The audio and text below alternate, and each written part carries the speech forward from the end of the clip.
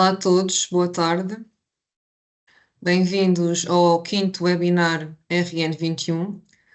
Vamos só fazer aqui um breve compasso de espera, de um minuto, enquanto esperamos que todos os participantes se juntem a nós, antes então de darmos início a este webinar sobre sustentabilidade e mercado, uma visão para 2030 e 2050.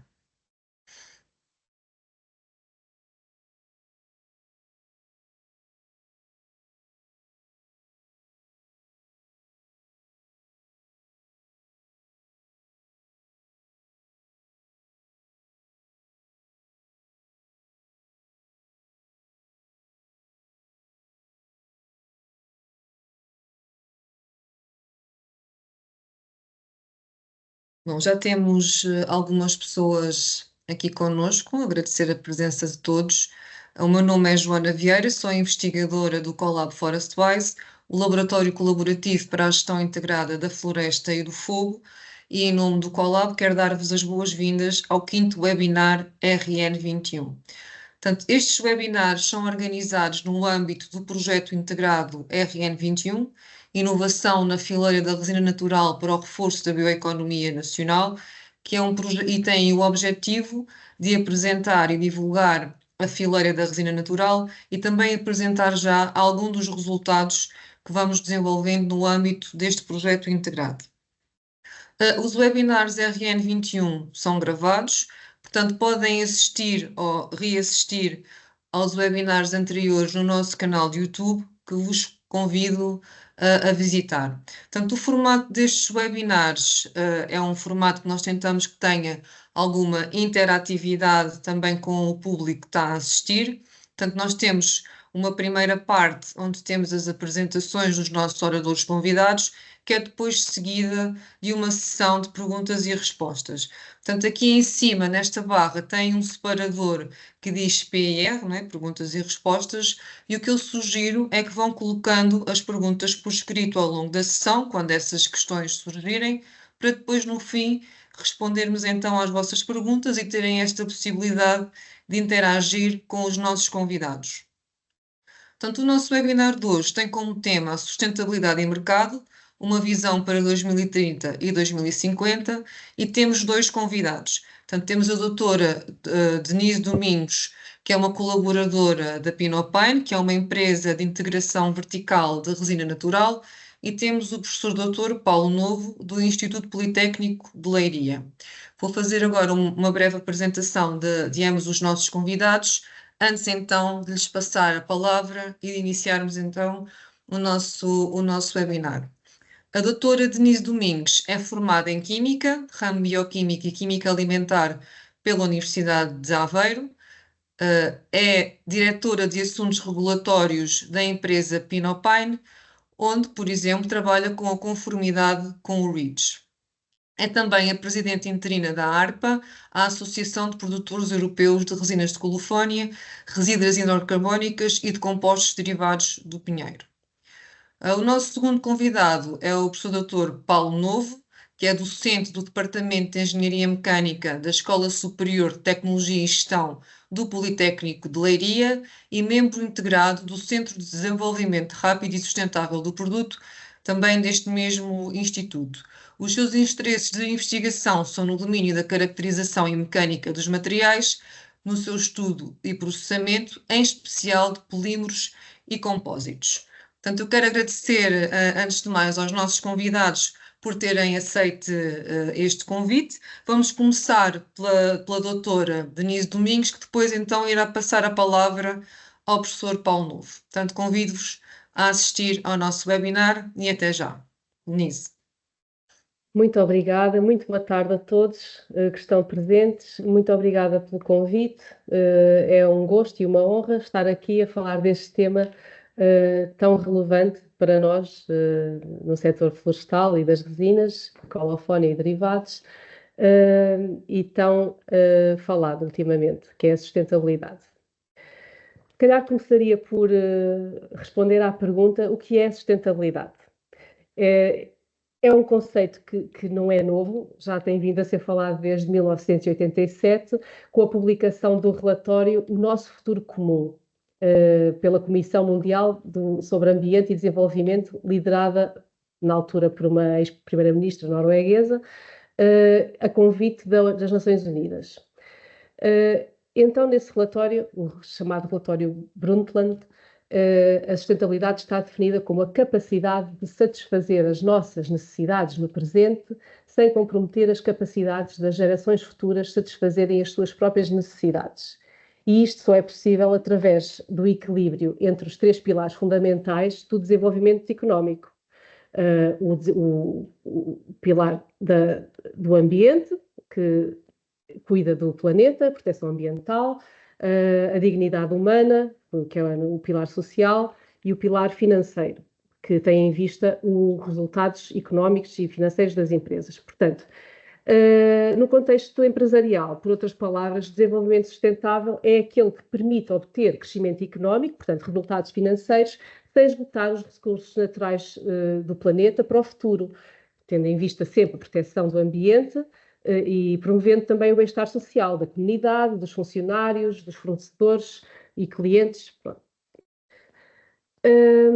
Conscientes, os líderes mundiais, após a publicação deste relatório de Brundtland, a maioria dos líderes mundiais foram ficando mais conscientes de que o rápido desenvolvimento económico trazido pela industrialização dos tempos modernos, que foi acompanhado pelo crescimento demográfico exponencial, tem impactos muito negativos no planeta, que são responsáveis pelo aquecimento global. E foi então que, em 2015, em Paris, na Conferência das Partes, foi aprovado o famoso Acordo de Paris, que é um tratado internacional que estipulou como meta manter o aquecimento global médio abaixo do limite de 2 graus. Isto relativamente ao período pré-industrial, ou seja, a média da temperatura do planeta registada entre 1850 e 1900. E, de preferência, continuar a trabalhar para manter o aquecimento global abaixo do limite de 1,5 graus. Porquê? Porque as consequências e o impacto para o planeta de um aquecimento global superior a 2 graus seriam muito, muito, muito, muito nefastas para o planeta, levando à sua destruição em poucos anos. Estamos a falar de ondas de calor, de subida das águas do mar motivadas pelo degelo, enfim. E então, esta meta é para ser cumprida pelos Estados-membros da Organização das Nações Unidas, que no mesmo ano, em 2015, lançaram a Agenda 2030 para o Desenvolvimento Sustentável, que definiu 17 Objetivos de Desenvolvimento Sustentável, que são para ser cumpridos e implementados por todos os Estados-membros das Nações Unidas até 2030. E quais são esses objetivos? Muito rapidamente, erradicar a pobreza, erradicar a fome, promover uma saúde e uma educação de qualidade, promover a igualdade de género, garantir água potável e saneamento, as energias renováveis e acessíveis, trabalho digno e crescimento económico, a indústria, a inovação e as infraestruturas, reduzir as desigualdades, cidades e comunidades sustentáveis, produção e consumo sustentáveis, ação climática, proteger a vida marinha, proteger a vida terrestre, paz, justiça e instituições eficazes e parcerias para a implementação dos objetivos. Anualmente, o Secretário-Geral das Nações Unidas apresenta o relatório do progresso de cada país no alcance destes objetivos e, neste ranking, Portugal aparece em 20º lugar, com uma pontuação de 79,2 em 100.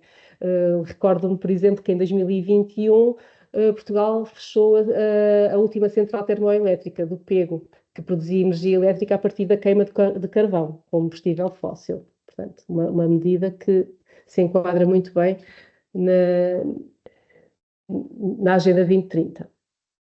No contexto europeu e pela necessidade da União Europeia, que ratificou o Acordo de Paris em novembro de 2016, foi lançado o Pacote Ecológico Europeu, o tão famoso Green Deal, que é o quê? É um pacote de medidas, políticas e metas que integra a estratégia da Comissão Europeia para alcançar o objetivo do Acordo de Paris e executar a Agenda 2030, criando e tornando obrigatórias as suas próprias metas climáticas de longo prazo.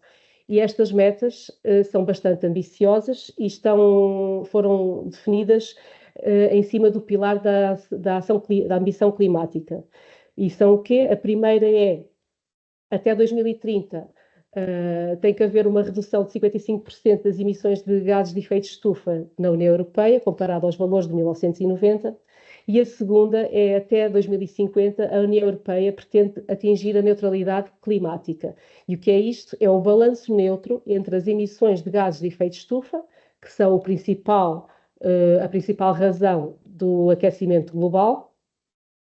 Portanto, o balanço neutro entre as emissões de gases de efeito de estufa para a atmosfera e o sequestro destes gases pelos diversos sumidouros naturais, que são o solo, as florestas e os oceanos. Portanto, já estamos a ver aqui qual será o papel da floresta no cumprimento destas metas climáticas.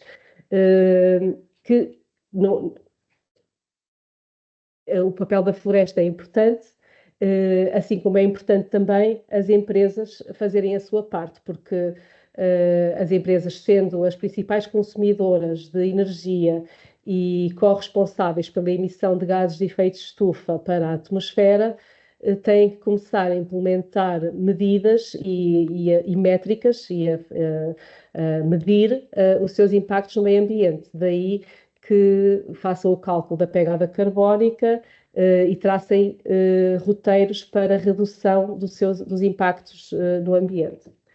Portanto, falávamos então do papel da floresta, da resina natural e da colofónia e dos derivados de colofónia no Green Deal.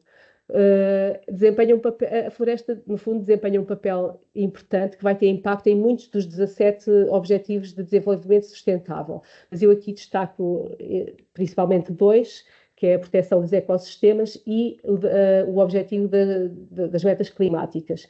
Porquê? Porque a floresta, através das árvores que realizam a fotossíntese, promovem e fazem o sequestro de dióxido de carbono da atmosfera. As florestas fazem o armazenamento de carbono na biomassa e nos solos florestais, por isso são consideradas, juntamente com os oceanos, o sumidor natural do planeta. Através dos produtos fabricados à base de madeira, o carbono é armazenado durante todo o ciclo de vida desses produtos.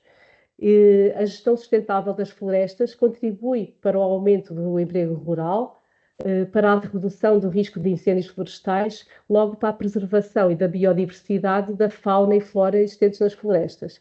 E para além disso, ainda temos os produtos florestais não lenhosos, como por exemplo a resina natural de pinheiro, que dá origem à colofónia, e a colofónia, reagida com outras matérias-primas, faz os derivados de colofónia, que são substâncias químicas de origem bio-based, 100% renováveis, portanto, de origem 100% renovável, com pegadas carbónicas muito menores do que as outras alternativas de origem fóssil, por exemplo, as resinas hidrocarbónicas, que são usadas na produção de energia, materiais de construção, adesivos e tantos outros produtos de elevado valor acrescentado que todos usamos no nosso dia-a-dia. Outro pilar do Green Deal é a economia circular, que consiste num modelo de produção e de consumo fechado, em oposição ao tradicional modelo linear de produzir, usar e deitar fora. Portanto, a economia circular envolve a partilha, a reutilização, a reparação e a reciclagem de materiais e produtos existentes, prolongando o seu ciclo de vida. E aplicada à floresta, a economia circular estimula a bioeconomia circular. Trata-se do aproveitamento dos recursos renováveis da floresta, no caso da madeira, a biomassa, os produtos florestais não lenhosos, como a resina, para a criação de uma grande variedade de outros produtos de valor acrescentado, renováveis e bio-based. No caso do pinheiro, veremos no slide seguinte as várias formas de exploração para obter uma grande variedade de produtos que são precursores de outros tantos, com aplicações tão variadas e diversas como no setor químico, cosméticos, farmacêutico, na indústria alimentar, na produção de energias renováveis, no setor automóvel, no setor do papel, metalomecânica, no setor têxtil, na construção e tantos outros. A resina e os derivados de colofónia têm aplicação nestes setores todos. Mas ainda falando da bioeconomia circular, vamos aqui ver como é que, a partir de um pinheiro, se obtém tantos compostos e substâncias de valor diferentes. Portanto, o pinheiro pode ser resinado para gerar água ras e colofónia de goma. E este modo de obtenção de colofónia é o único modo que faz a extração de colofónia com a árvore viva. E a mesma árvore é capaz de produzir colofónia, de produzir resina e de ser resinada durante muitos, muitos anos, sendo que após um ciclo de 15, 20 anos, a madeira ainda pode ser aproveitada e pode ser replantada a outra árvore para continuar a resinar. Outra forma de obter a colofónia de madeira, é através da extração por solventes a partir das raízes e caules de árvores que foram cortadas. Portanto, é necessário remover estes caules, estas raízes da floresta e através da digestão por solventes obtém-se então a colofónia de madeira e a água ras de madeira.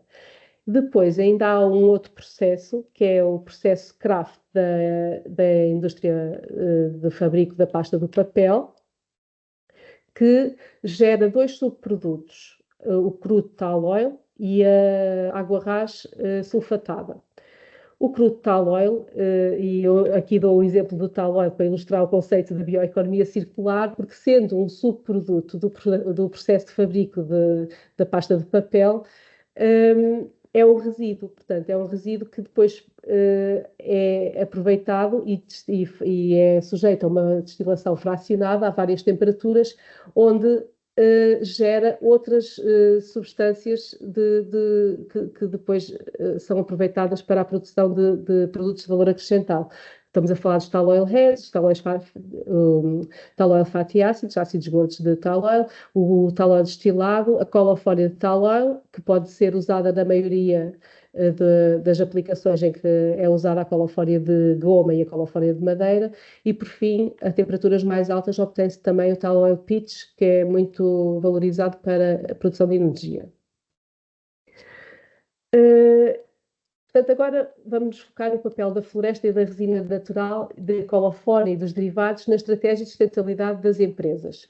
Portanto, já vimos que as metas o desempenho ambiental das empresas é feito através de ações efetivas para se tornarem menos poluidoras e mais eficientes.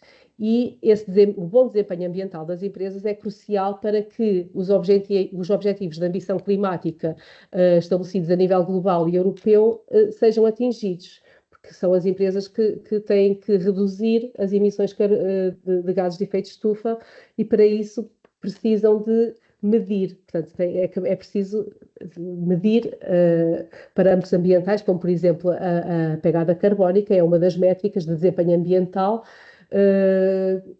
E o que é a pegada carbónica? É o somatório das emissões de gases de efeito de estufa que ocorrem ao longo do ciclo de vida de um produto. Mede-se em toneladas de CO2 equivalente e há várias formas de efetuar este cálculo, dependendo apenas das fronteiras e fases do ciclo de vida em que sejam tomadas em conta. Portanto, o cálculo da pegada carbónica pode incluir apenas as emissões diretas de âmbito 1, que são aquelas que resultam do processo de produção e estão relacionadas com a combustão móvel e com a combustão estacionária, por exemplo, com o gasóleo, com a queima de gás natural e de biomassa em, por exemplo, caldeiras ou fornos para gerar calor ou energia. Depois também contabiliza as emissões indiretas de âmbito 2, que são aquelas relacionadas com a eletricidade adquirida a fornecedores, portanto é o consumo de eletricidade comprada, ou também pode incluir as emissões indiretas de âmbito 3, que são mais difíceis de calcular, porque abrangem uma grande quantidade de informação que é necessário recolher ao longo da cadeia de valor. Portanto, não tem a ver só com as emissões da própria empresa, mas também com as emissões que ocorrem através da extração e do transporte das matérias-primas até à empresa e depois a jusante também, com as emissões relacionadas com a venda e as várias utilizações dos produtos ao longo da cadeia de valor, incluindo até viagens e deslocações de trabalhadores das empresas. Portanto, é mais calcular, e até a gestão de resíduos no fim de vida do produto. Portanto, é mais difícil de obter essas informações, daí que seja importante definir bem as fronteiras do cálculo da pegada carbónica. A estratégia de sustentabilidade das empresas passará então muito pela substituição de matérias-primas de origem fóssil por matérias-primas de origem renovável e bio-based, como por exemplo os derivados de colofónia, que têm, como já disse, muito menores pegadas carbónicas do que as alternativas fósseis e é uma medida que contribui positivamente para a estratégia de sustentabilidade das empresas, nomeadamente do setor químico.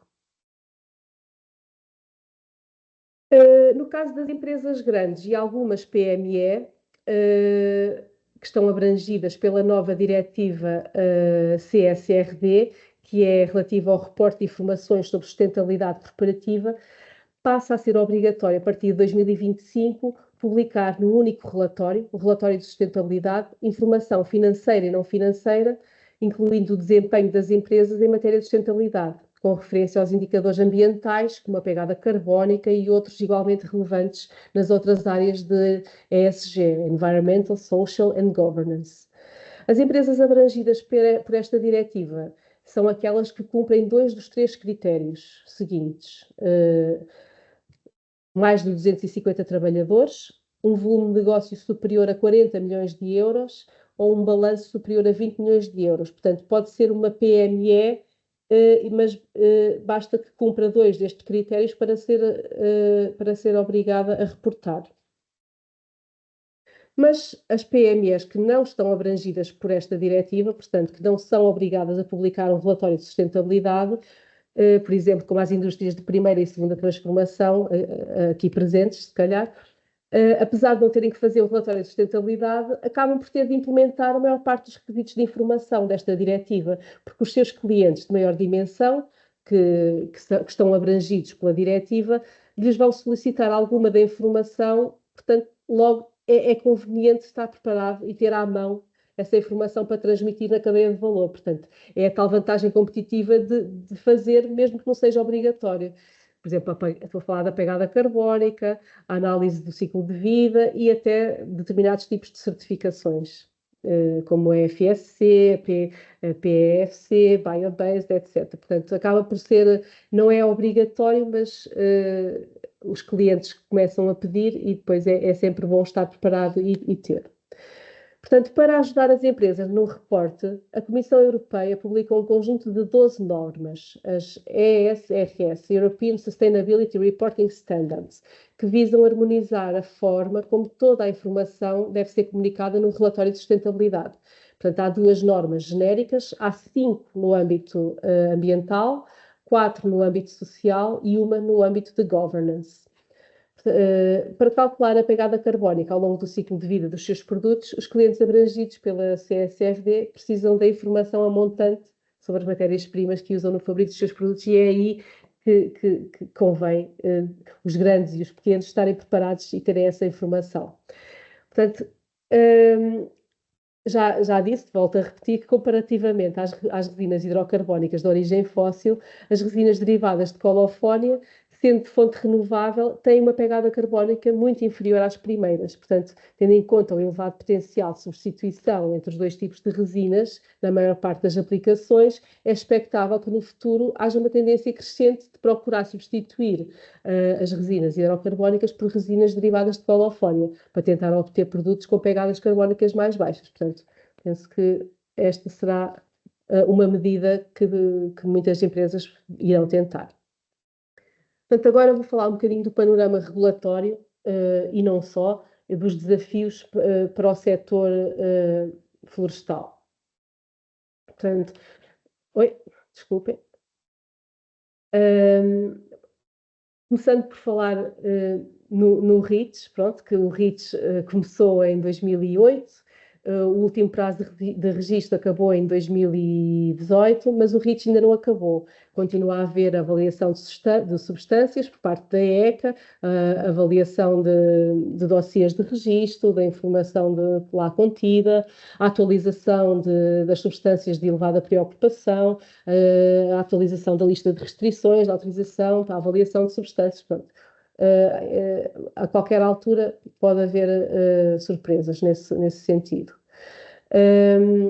Outra ameaça é a alteração do regulamento REACH, que está para breve e que vai introduzir novas regras para o registro de polímeros. Portanto, no setor dos derivados há produtos, há resinas que são polímeros e que até aqui não eram sujeitas a registro, apenas os monómeros, mas com a revisão do REACH é expectável que haja necessidade de efetuar o dossiê de registro dos polímeros.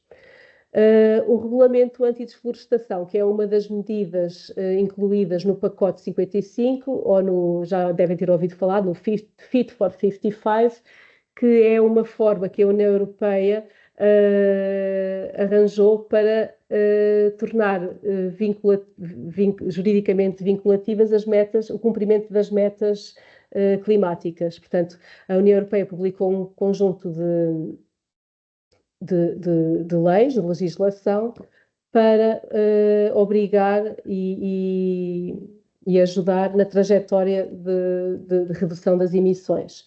Portanto, uma delas é o regulamento antidesflorestação, que tem obrigações de diligência devida na cadeia de valor e que visa a proteção dos sumidouros naturais, que são as florestas.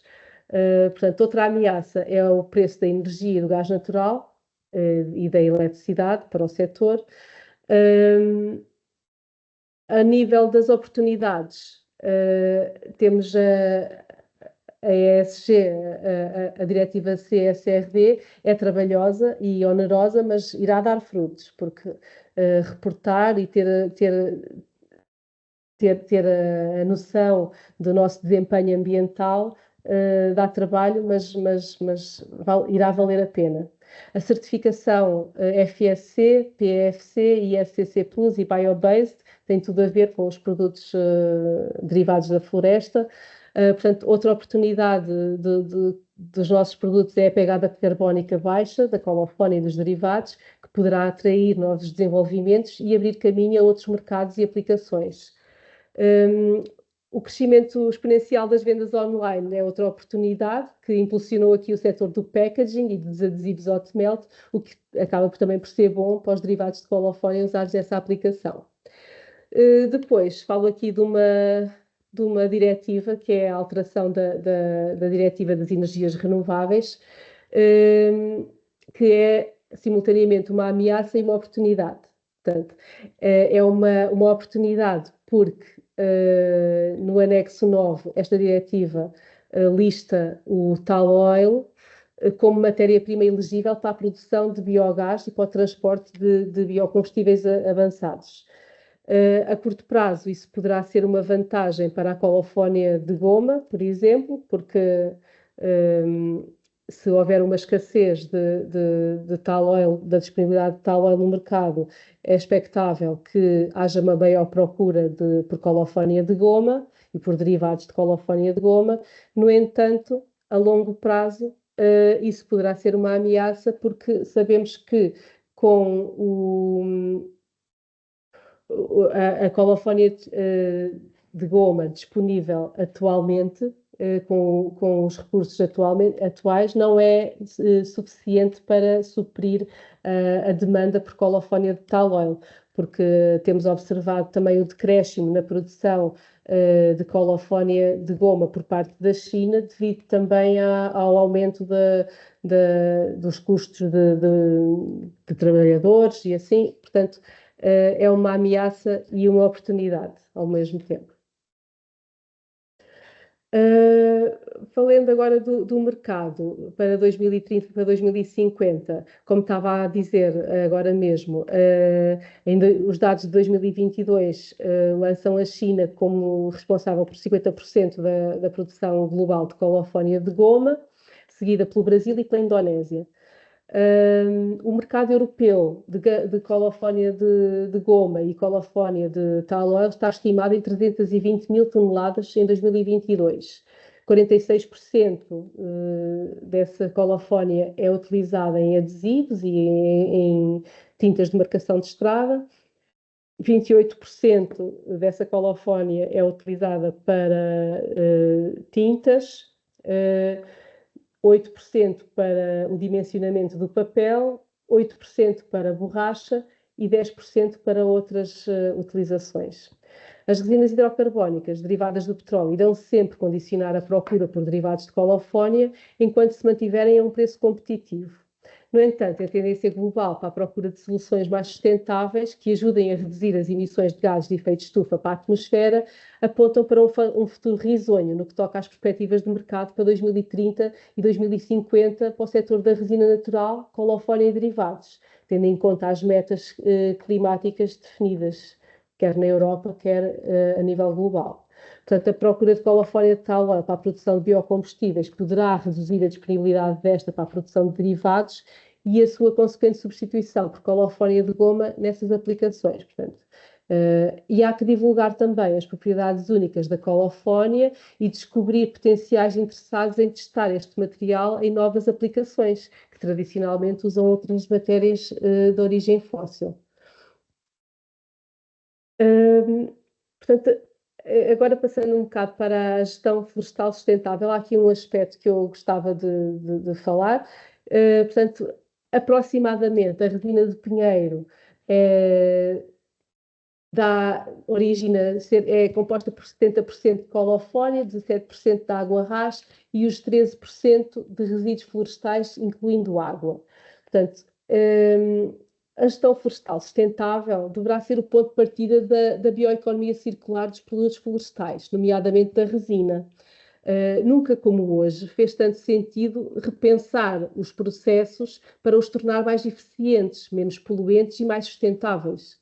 Portanto, temos aqui a resinagem, não é? A resinagem na floresta, depois aqui obtém-se goma suja, aquilo que a gente chama goma suja, depois tem que ser filtrada, portanto, antes da destilação característica da primeira transformação da resina, a goma suja tem que ser filtrada para remover a água, as cascas, as agulhas e outras impurezas, para depois então se obter a goma limpa, que é depois sujeita à primeira transformação para obter a colofónia e a terpentina. Neste processo, que consome energia, claro, há aqui a formação de alguns resíduos da primeira transformação. Portanto, a limpeza da goma gera alguns resíduos. Tanto mais quanto aqueles que vierem misturados com a goma suja, portanto, na fase da extração da resina durante a resinagem. Se nessa fase fosse possível reduzir a quantidade de cascas, de agulhas e de água misturadas na goma, seria excelente para economizar os recursos ajusantes, né? Evitávamos de pagar e de gastar dinheiro com os operadores de gestão de resíduos. Mas pronto, entretanto, para aprofundar estas práticas sustentáveis na resinagem, eu passo a palavra ao professor Paulo Novo e, entretanto, agradeço muito pela vossa atenção. Esta apresentação estará disponível, com certeza, para se quiserem consultar com mais detalhe, porque os 15 minutos de facto não são, e peço desculpa se me excedi, mas não são suficientes para falar de tudo isto. Muito obrigada.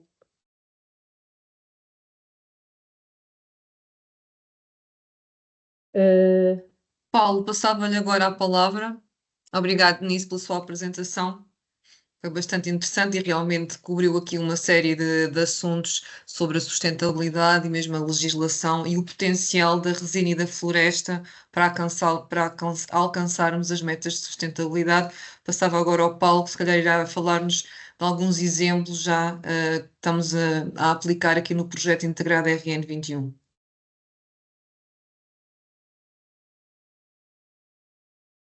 Paulo tem o microfone desligado, desculpe. Boa tarde a todos, peço desculpa. Pronto, a minha apresentação vai se centrar principalmente nas atividades do Politécnico de Leiria, que se enquadram perfeitamente em tudo o que foi dito anteriormente, e vão, obviamente, contribuir para toda esta temática da sustentabilidade, como irão visualizar. Portanto, nós temos uma grande concentração de pinheiro bravo, portanto, ocupa mais de 20% do ecossistema florestal português. Portanto, tem um impacto significativo e poderá até ter mais em virtude de todos estes desenvolvimentos que se estão a desenhar. Portanto, também há aqui uma separação vindo da resina do pinheiro, dará origem à treventina, que é uma fração líquida, e a colofónia, como já foi dito, uma fração mais sólida da própria resina. Esta resina natural de pinheiro depois tem várias aplicações, como a Denise há pouco abordou. Nos adesivos, nos vernizes, nos alimentos, nos produtos farmacêuticos e nos cosméticos, entre outros. Depois também, nós já fomos, de facto, importantes na parte da representação da resina em termos mundiais, mas a partir de 1980, então verificou-se um decréscimo e um pouco um abandono da atividade da resinagem e, consequentemente, uma quebra na produção da própria resina. E, portanto, a produção industrial, tendo por base como matéria-prima a colofónia e a treventina, tem vindo a diminuir. Também a indústria de segunda transformação tem importado matérias-primas com uma qualidade muitas vezes superior.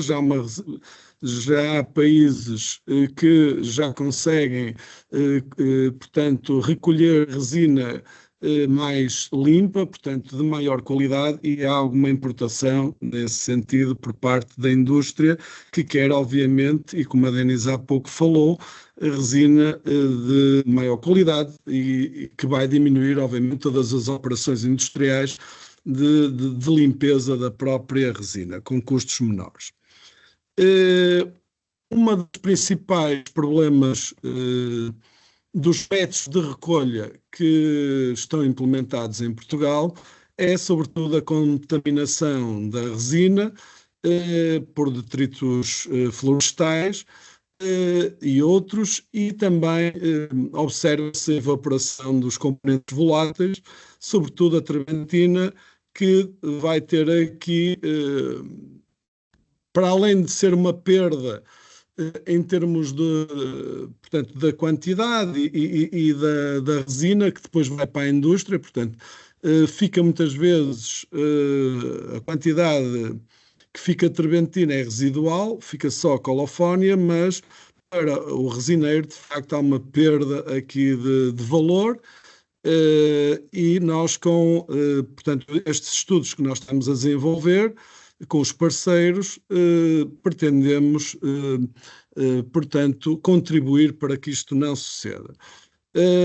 Há então uma necessidade urgente de modernizar todos estes processos de recolha e que vão facilitar depois os processos de produção na própria indústria. Nós participamos, o Politécnico de Leiria, no desenho, portanto, no estudo dos sistemas de recolha de resina abertos, que é o que está agora a acontecer, com os recipientes abertos, mais na zona centro, e os sacos abertos, também mais na zona norte. Estudamos o que acontece na atualidade. Estamos a fazer também, não está aqui descrito, mas um estudo das propriedades da resina, sendo essa resina recolhida em vários pontos do país para termos uma abrangência maior. Estamos a fazer esse estudo, vamos ver como é que as propriedades da resina depois podem impactar nos procedimentos de recolha.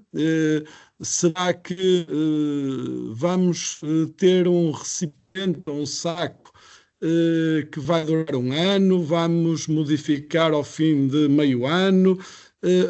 Os fatores ambientais podem cristalizar mais a resina, menos. É possível retirar a resina do saco, não é? Pronto, todas essas questões estão a ser agora analisadas.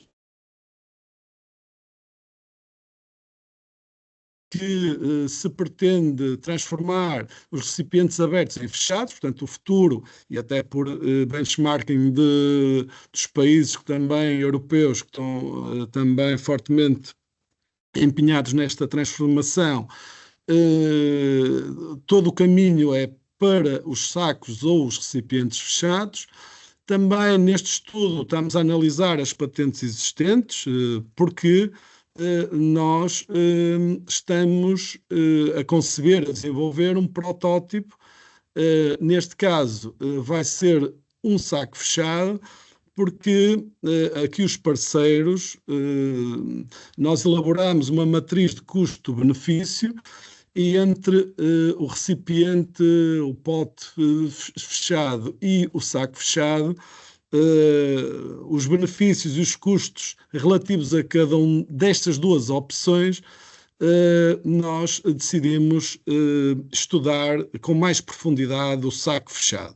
E, portanto, é esse que atualmente nós estamos a estudar, sobretudo de aplicação direta. Portanto, nós estamos a estudar um saco em que vai ser colocado diretamente, com tempo de permanência, portanto, estamos a pensar que o saco dura todo o ciclo de recolha, em princípio, portanto, ele vai ter uma dimensão que permite a recolha em todo o ciclo.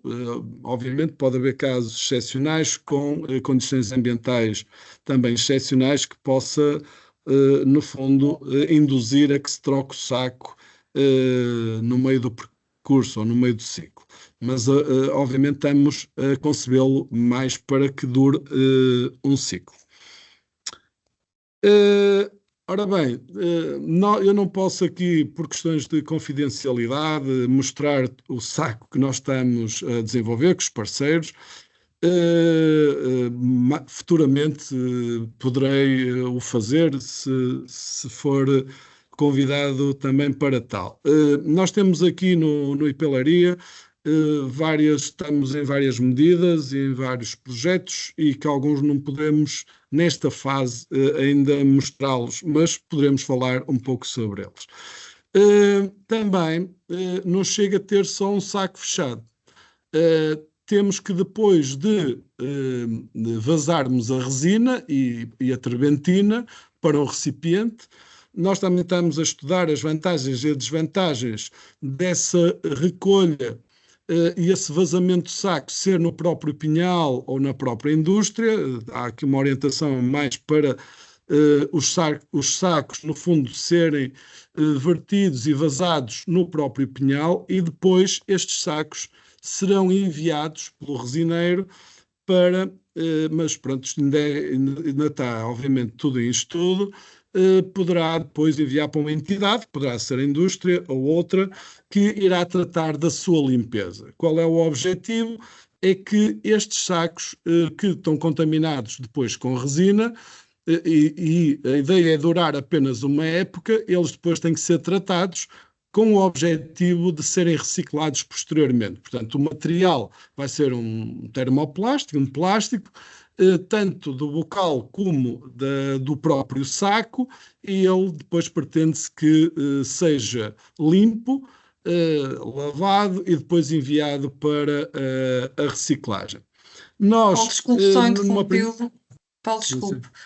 Nós não estamos a ver o Paulo a mudar os slides, portanto eu penso que tem que pedir o controle da apresentação. Ok. Agora já estão a mudar. Já. Pronto. Agora já conseguem? Não sei, avance, que está na medida e 2M2 metros de limpeza dos sacos. Exatamente, exatamente. Pronto. Então, estava a dizer que nesta fase, portanto, eu até posso ir ligeiramente para trás para verem um exemplo dos sacos fechados, não são estes que nós estamos, obviamente, a desenvolver, é um exemplo, mas, como podem observar, a resina está limpa, portanto, de maior qualidade, e a terbentina conserva-se e que, portanto, vai ser um valor acrescentado para o resineiro e para a própria indústria no futuro. Ora bem, estes sacos, como eu diria, estava a dizer, depois vão retornar a uma entidade ou à própria indústria para serem limpos, para aproveitar, obviamente, o plástico e para o poder reciclar. Nós aqui no Politécnico de Leiria estudamos um conjunto de solventes que irão permitir então essa limpeza dos sacos. Nós estudamos e estamos a utilizar a acetona, a terbentina, que no fundo a água ras, que é própria da resina, um diluente de celulose, entre outros. Também aplicamos para a limpeza a tecnologia de ultrassons, que se tem revelado de grande utilidade, como vamos observar de seguida. Nós, então, tivemos toda esta análise dos vários tipos de solventes que poderíamos aplicar, também, obviamente,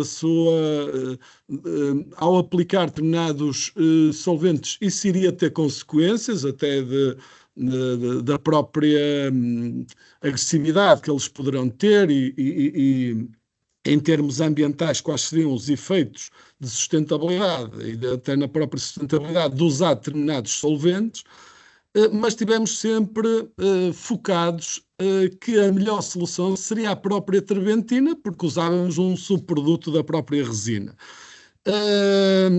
Testamos então várias possibilidades, usando também os ultrassons e também a força centrífuga, nós colocarmos, por exemplo, os sacos numa lavadora, tipo máquina de lavar, e que poderia também ajudar nessa limpeza. Portanto, várias soluções foram colocadas. Depois nós fizemos aqui um conjunto de ensaios, como vocês podem observar aqui, usamos os vários solventes, fomos sempre eliminando alguns desses solventes e obviamente preservando aqueles que nos pareceu serem os mais promissores. Fizemos vários testes e está apresentada a sequência e chegámos à conclusão que a terbentina seria um ótimo solvente coadjuvado com os ultrassons e com a possibilidade de nós também introduzirmos a temperatura que irá ajudar na própria limpeza.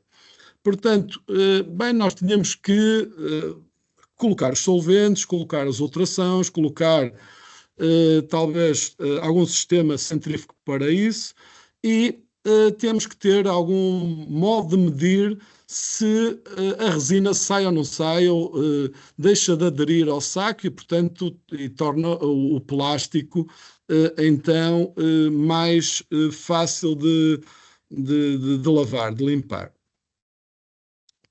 Portanto, nós usamos a espectroscopia de infravermelhos por ultrassonado Fourier, que é o FTIR, é um equipamento que permite fazer essa análise e, obviamente, com o software que está incorporado.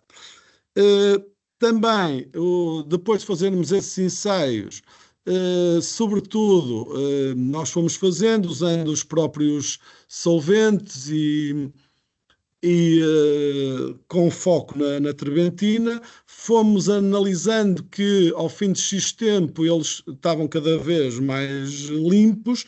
Depois colocamos numa segunda ou terceira fase a tecnologia de ultrassons e então adicionamos, portanto, ainda não pusemos o plástico propriamente no banho de ultrassons, pusemos um banho-maria e pusemos no fundo o plástico num banho-maria em água e depois é que colocamos no banho de ultrassons, ainda não é uns ultrassons direto no próprio plástico, mas já tivemos resultados muito interessantes.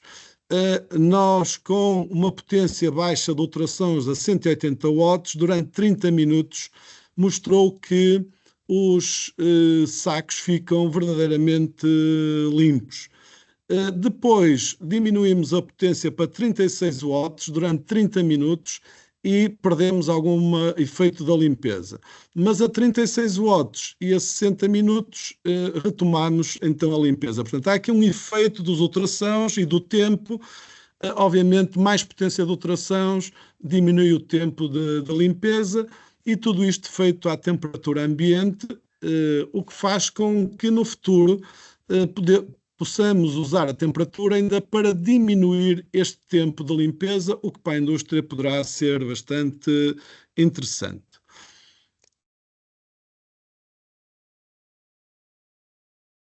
Eu vou perdendo, eu peço desculpa, vou perdendo aqui o controle, mas Não, Paulo, eu penso acho que que nós estamos a ter aqui algum problema técnico, por isso é que a Joana retomou ela ao controle da apresentação, porque realmente o que o Paulo está a dizer e os slides que nós estamos a ver não são os mesmos. Portanto, eu não sei se ou o Paulo está com dois ecrãs, eu não sei mesmo qual é que é aqui o motivo, mas talvez seja melhor ser a Joana a passar os slides para estar a acompanhar aquilo que o Paulo vai dizendo, para ser mais fácil para nós. Ok, obrigado. Obrigada. Portanto, já agora pode ir mais para a frente um bocadinho. Eu estava naqueles gráficos que eu agora não estou a ver esses gráficos. Qual é que era o número do slide em que o Paulo estava? Eu estou, então, se calhar estou no 26. O que nós estamos a ver é o 26. Pronto, eu é que não consigo ver, desta forma eu não consigo ver, mas não há problema nenhum.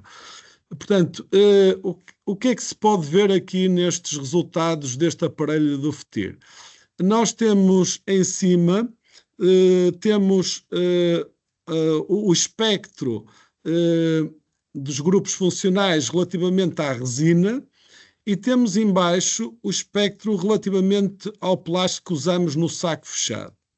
E o que é que acontece? Reparem que temos este pico que se encontra, eu não sei se conseguem ver o meu cursor,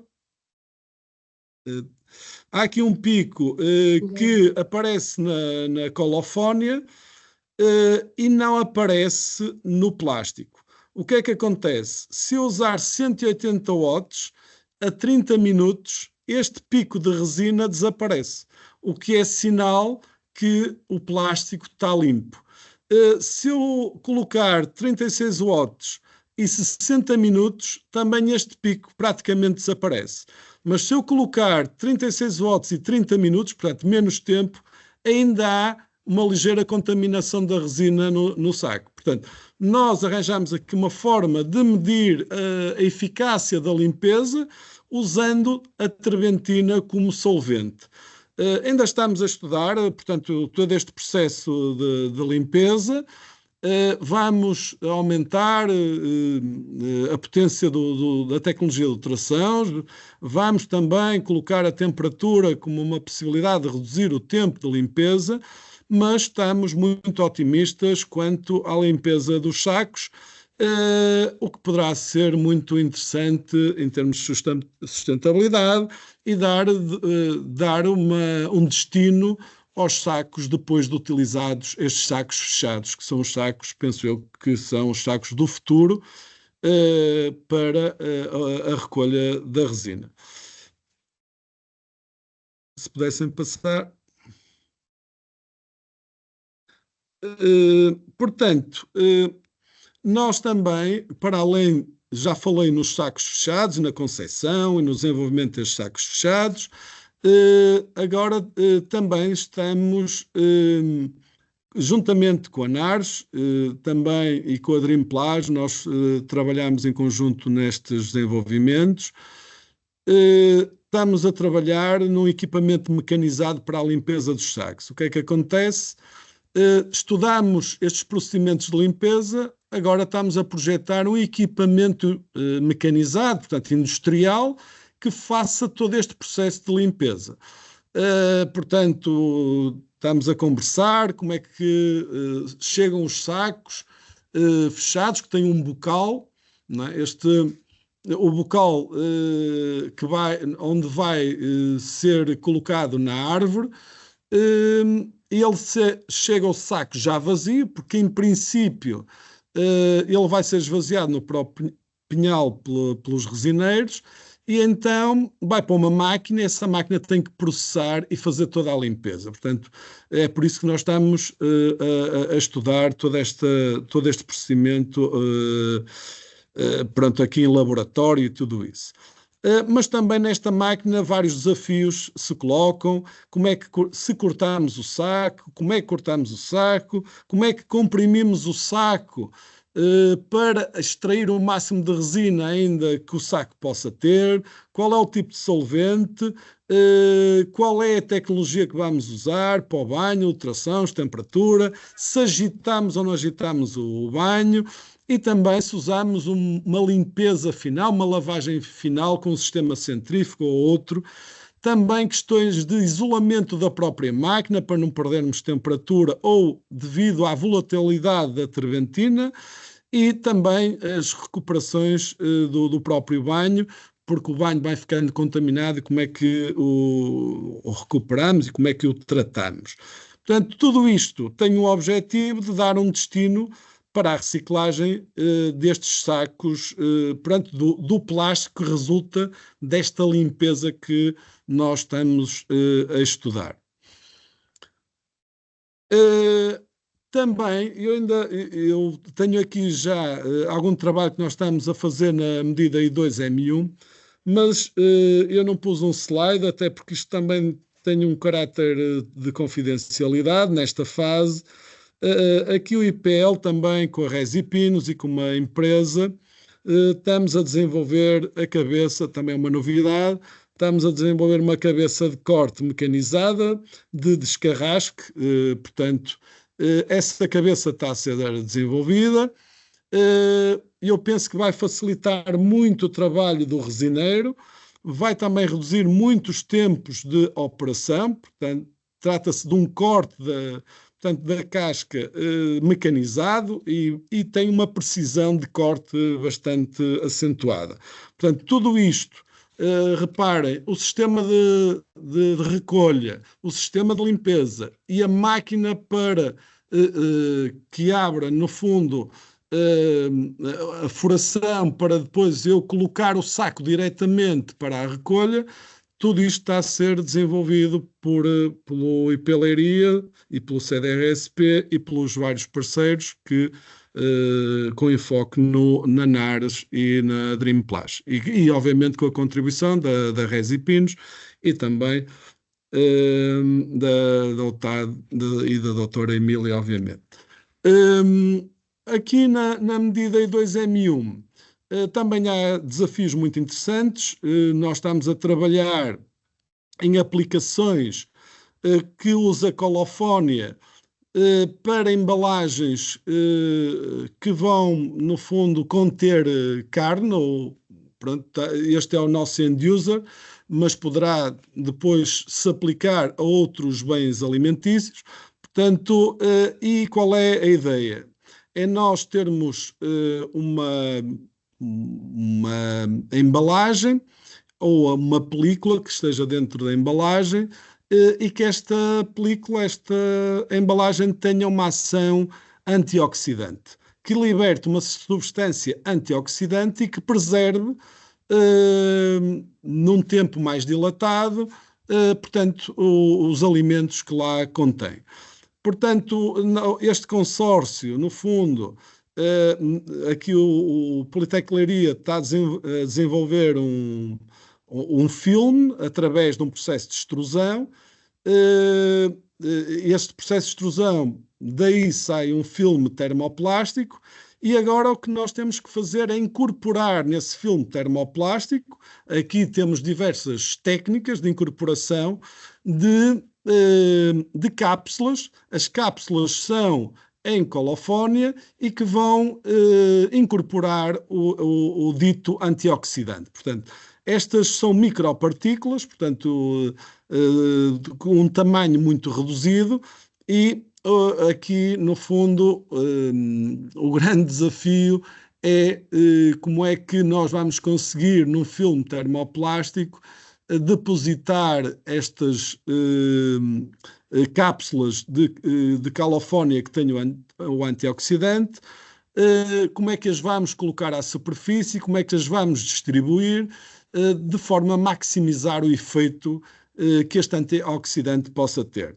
Acho que é um trabalho muito interessante de vários parceiros, obviamente o Politécnico de Leiria é um deles, e que penso também que vai ter muito sucesso e vamos ter novidades e desta forma termos mais uma utilização da própria colofónia. Podemos ver aqui algumas imagens, obviamente que este também não posso mostrar ainda o filme, mas já fizemos, já temos o filme, obviamente, já incorporamos algumas partículas, mas só podemos mostrar nesta fase algum trabalho em termos laboratoriais. Conclusões de todo este trabalho. Foi com agrado que nós observamos que a terbentina pode ser um solvente eficaz para a limpeza dos sacos. Estamos a implementar, portanto, estes protocolos de limpeza de forma a que possamos usar tecnologia, temperatura, agitação, centrifugação, vários processos que resultem de forma a que o plástico seja limpo e seja enviado para a reciclagem. Estamos também a trabalhar em novos sistemas de coleta fechados e da própria limpeza depois dos sacos fechados num sistema mecanizado. Também, como eu disse há pouco, a máquina de descarrasco está a ser desenvolvida.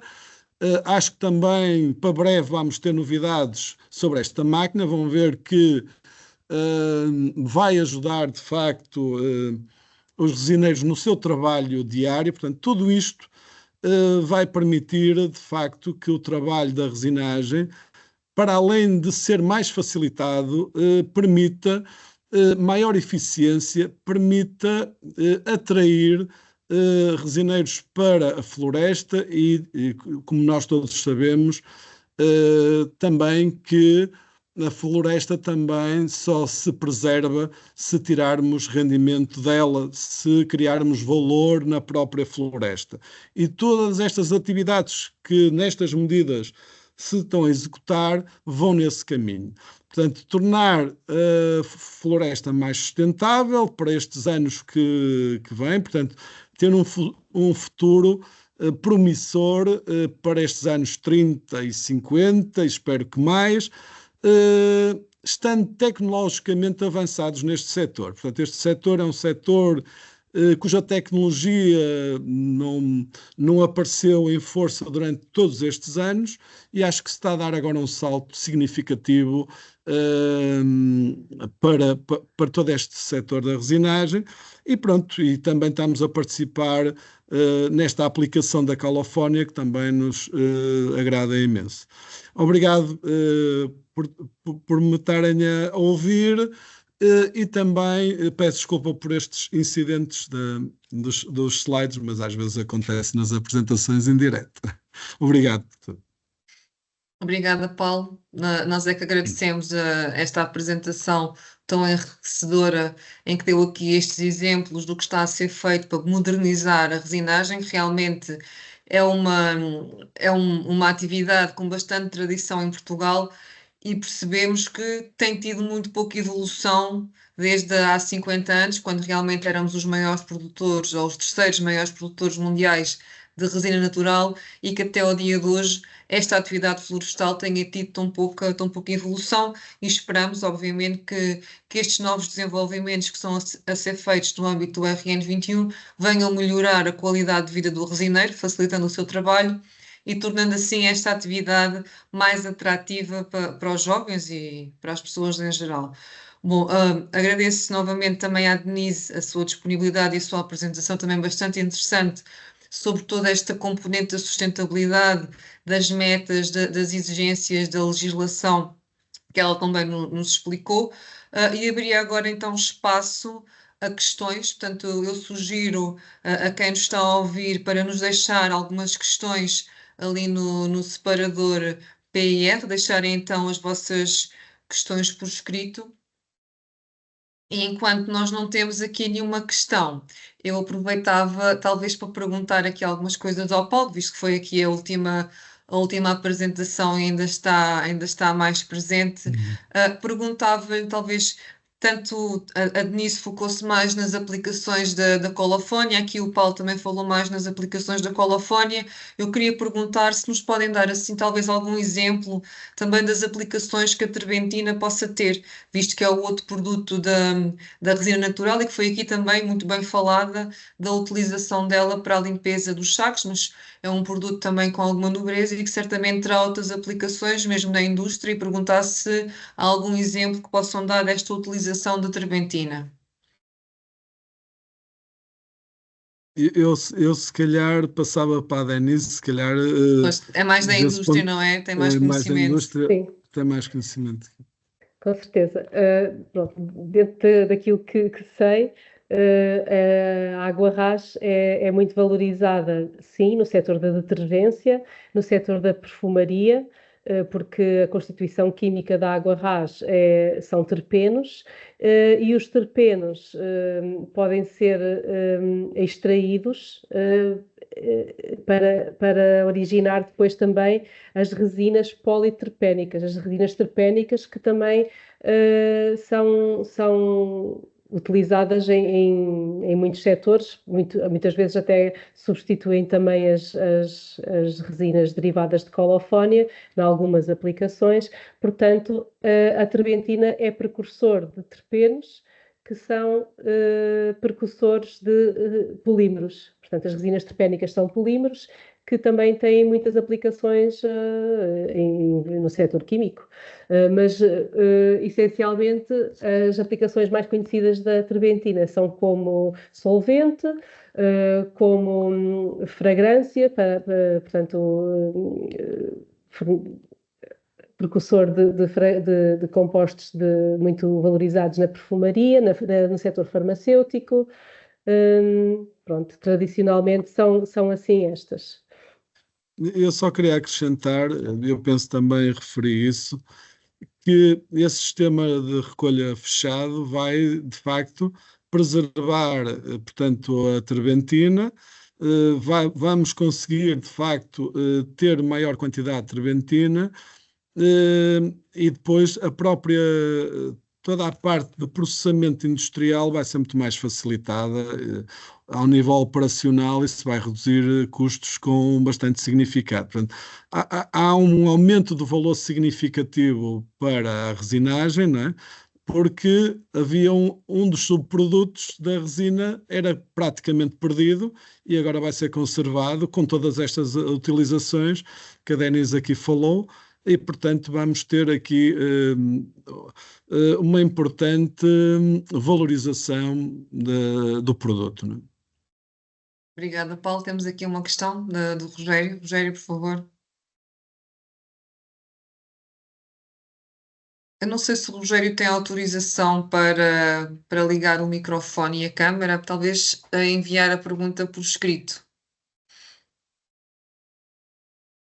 Vamos esperar então pela pergunta do Rogério.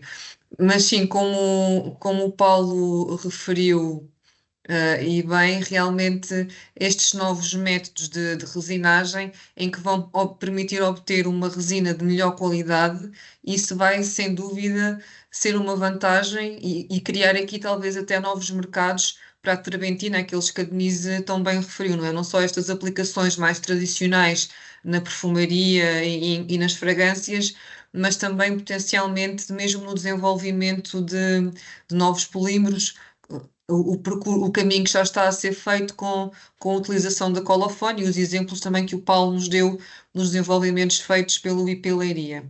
Portanto, temos aqui algumas questões já nas perguntas e respostas. Eu vou começar pela primeira, que é da nossa colega da Marta, que pergunta como poderão os setores da resina, floresta e indústria colaborar para acelerar a sustentabilidade e garantir o uso responsável dos recursos naturais até 2050. Não sei qual dos dois quererá responder. Eu poderia dar aqui alguma ideia sobre isso, até pelo trabalho que nós estamos a desenvolver. Todo este trabalho que nós estamos a desenvolver é um trabalho colaborativo da indústria, da Resipinos, das Eneses, da OTAD, da IP Leiria. Portanto, somos todos que estamos aqui a tentar, em conjunto, aproveitando os conhecimentos de todos. Portanto, a indústria está a colaborar connosco, dando os seus conhecimentos. Nós também, com conhecimento em várias áreas, estamos a contribuir. Portanto, há uma colaboração efetiva neste projeto, com resultados que já estão a ser visíveis. Portanto, isso existe. Portanto, eu posso confirmar que toda essa colaboração está a ser realizada. Obrigada, Paulo. Temos também outra questão, que é relativamente à reciclagem dos sacos. O João Serrano pergunta se, após a limpeza, se o objetivo é reutilizar estes sacos para posteriores colheitas ou se é enviar para a reciclagem. O nosso objetivo é enviá-los para a reciclagem, limpá-los e enviá-los para a reciclagem. Nós estamos a dimensionar o saco para que ele consiga recolher resina em todo o ciclo. Portanto, pode haver, obviamente, situações em que, são boas situações, que haja recolha a mais e, portanto, terá que substituir o saco, mas isso é bom sinal, ou haver algum problema de fixação do próprio saco, ou por alguma intempérie, ou por isto, ou por aquilo, assim, condições fora do normal. Portanto, não vemos, obviamente que como estamos a pensar que é no pinhal que depois os sacos são vazados para um recipiente, e esse recipiente maior é que vai para a indústria e fica o saco sujo. O saco depois fica colado, portanto, as duas partes do saco depois ficam coladas e depois já não podemos reutilizar no ciclo seguinte. Portanto, depois a própria resina cristaliza, é muito difícil depois qualquer utilização posterior. Portanto, nós estamos neste nosso desenvolvimento, estamos a pensar que um saco dure um ciclo de recolha. Pronto, chegou-nos então a questão. Obrigada, Paulo, pela resposta. Surgiu-nos agora a outra questão do Rogério, não conseguiu colocá-la há pouco, mas colocou agora por escrito. Ele pergunta também ao Paulo, e ainda em relação ao saco, se está definitivamente descartada a hipótese de evoluir para um saco que possa ser incorporado no processo de destilação, uma vez que este seria então o processo mais eficiente, não é? Eliminava aqui esta necessidade de reciclagem, poderia ser introduzido no processo produtivo. Nós já tivemos várias opções, vários caminhos. Obviamente que nós, por um lado, temos na seleção do próprio material do saco, temos que ter um saco com um termoplástico que seja eficaz na recolha, mas que também tenha um custo diminuto, não é? Para não sobrecarregar a própria resinagem. E não nos parece que se consiga fazer incorporar o próprio saco nesse processo. Vai ser muito difícil, portanto, nós optamos por esta solução, mas penso que é uma boa solução. Penso que é uma boa solução. Obrigada. Não sei se eu consegui responder, mas Sim, se o Rogério tiver mais algum detalhe que queira ver respondido, eu acho que sim. poderei. Acho que responde, pelo menos à questão colocada, respondeu. Não temos mais questões. Pergunto novamente à nossa assistência se quer colocar mais alguma questão aos nossos oradores, aproveitar a oportunidade de termos aqui dois especialistas da área da resina natural com abordagens e visões diferentes do setor, não é? A Denise com uma visão mais da indústria da resina natural, o Paulo com esta visão mais da aplicação e do potencial destas matérias-primas na integração de produtos com melhor pegada ecológica. Não sei se alguém quererá acrescentar mais alguma coisa. Bom, eu apenas na primeira pergunta colocada pela Marta, Sim, sim. pronto, apenas dizer que, claro, falando daquilo que conheço melhor, que é o setor dos derivados de colofónia, como também referi na apresentação, a contribuição que este setor poderá dar, e por inerência o setor da resina e da floresta, poderá dar no caminho para a sustentabilidade e para o alcance das metas estabelecidas é através da disponibilização de produtos com baixa pegada carbónica e com grande potencial de substituição de matérias-primas fósseis. Portanto, acho que essa é a grande bandeira das resinas naturais e dos produtos derivados da resina natural. Acho que sustentabilidade é o nome do meio da resina e dos derivados. Portanto, para nós é uma grande vantagem estarmos presentes, e é uma grande vantagem as propriedades que a resina tem e que permitem que possa ser utilizada e descoberta. Eu acho que o que precisamos aqui é de ser descobertos. Acho que é preciso mostrar ao mundo o potencial deste material, porque muita gente ainda desconhece a versatilidade e a presença da colofónia e dos derivados em quase todos os objetos do dia a dia. A maior parte das pessoas não tem consciência disso. E pronto, acho que é uma questão que passa muito pela investigação e o desenvolvimento e a tentativa de substituição de materiais. Sim, e passa também pela comunicação, não é? Nós também estamos a tentar, através da campanha de comunicação do projeto integrado RN21, chegar a mais pessoas, chegar ao público em geral e comunicar mais também a resina natural. Há aqui mais uma questão, também colocada pelo Rogério, que vai no seguimento do que a Denise acabou de dizer, que é se há novos mercados que estejam à procura dos produtos ou subprodutos da resina natural para além daqueles dos mercados clássicos, não é, já identificados para estes mercados. A nível de mercados, pronto, não sei dizer. O que eu sei é que, ao nível das aplicações tradicionais, adesivos, colas, borracha, acho que este setor tem muito potencial para conseguir estar presente naquilo que são atualmente as prioridades da União Europeia, tendo em conta as circunstâncias atuais dos últimos 2, 4 anos. Portanto, a presença de duas guerras na Europa fez despertar a consciência da necessidade de investir mais verba na defesa. E a defesa passa muito por veículos, adesivos, portanto, consigo pensar nestes mercados. Pronto. Microchips, nanotecnologia, portanto, acho que o setor da defesa e da aviação, pronto,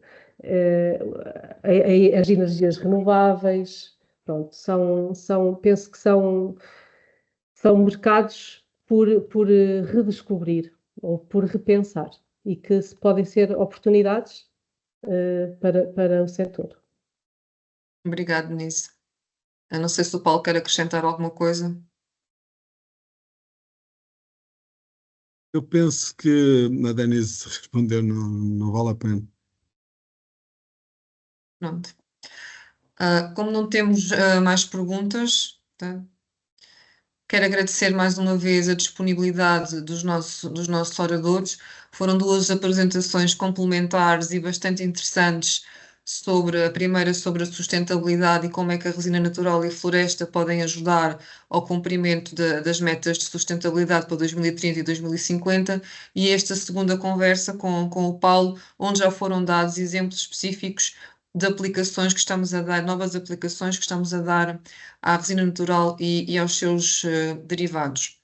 Aproveitem desta oportunidade para convidar todos os presentes a juntarem-se a nós no próximo workshop do RN21, que será no dia 21 de outubro em Cantanhede. Peço também e sugiro que acompanhem a página do projeto integrado, aí podem manter-se a par de todas as nossas iniciativas, como os workshops, os webinars, os podcasts, portanto, todas as iniciativas que vamos desenvolvendo no âmbito do projeto integrado RN21 e na divulgação da resina natural. Portanto, resta-me apenas agradecer e desejar-vos uma boa tarde. Obrigada. Obrigado. Obrigada. Boa tarde. Boa tarde.